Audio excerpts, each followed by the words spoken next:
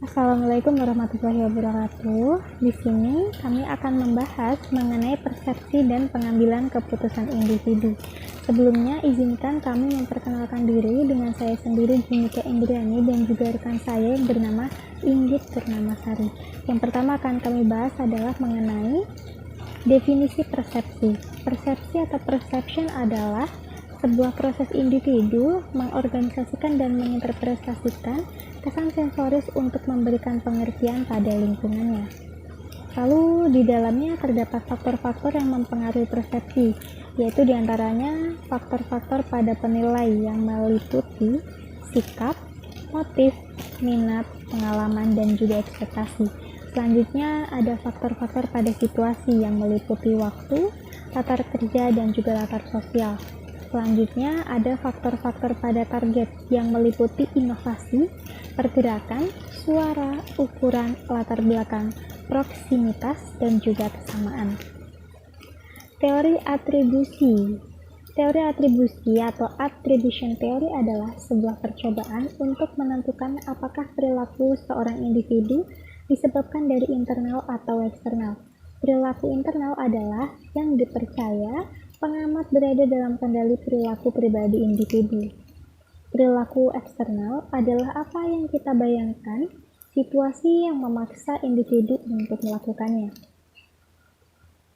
Untuk selanjutnya ada jalan pintas dalam menilai orang lain secara umum, yaitu dengan persepsi selektif, efek halo, efek kontras, dan stereotip. Untuk materi selanjutnya akan dilanjutkan oleh rekan saya yang bernama Kak Inggit. Silakan Kak Inggit.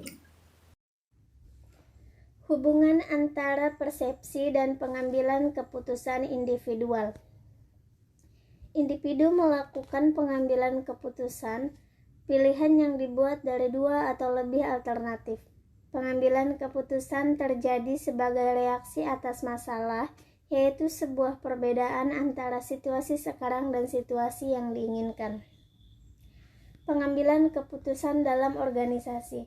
Dalam perilaku organisasi, ada konsep pengambilan keputusan yang umumnya diterima oleh masing-masing individu untuk membuat determinasi, di antaranya 1. Keputusan rasional, 2. Rasional terbatas, 3. Intuisi.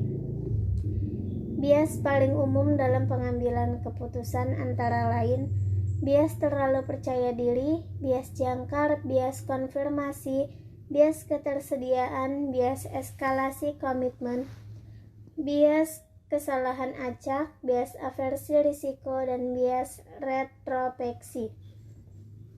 Pengaruh dalam pengambilan keputusan.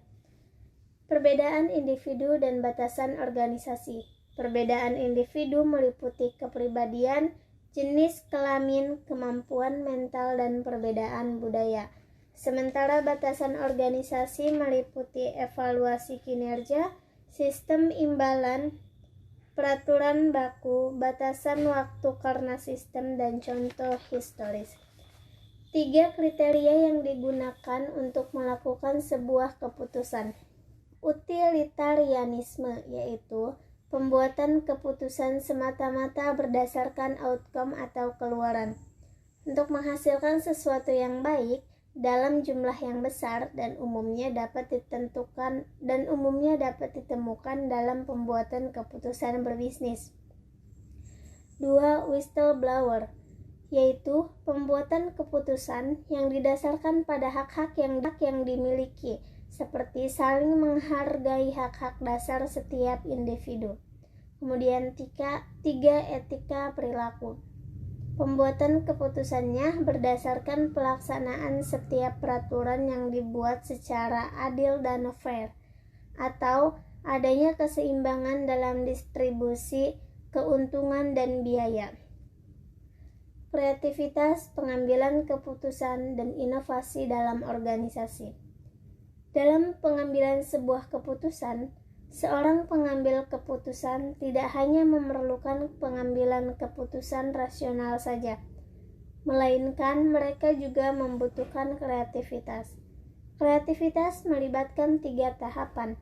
Pertama, penyebab perilaku kreatif, 2. Perilaku kreatif, dan 3. Hasil kreatif. Sekian presentasi dari kami, kurang lebihnya mohon maaf. Assalamualaikum warahmatullahi wabarakatuh.